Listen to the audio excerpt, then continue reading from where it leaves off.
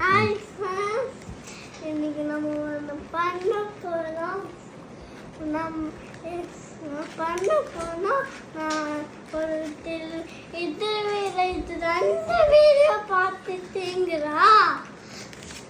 அப்போ நீங்கள் இது வீடியோ பாருங்க. நான் ஓப்பன் பண்ணிட்டு ஃபஸ்ட்டு பாஸ்தா ஓப்பன் பண்ணி பார்க்கலாம்.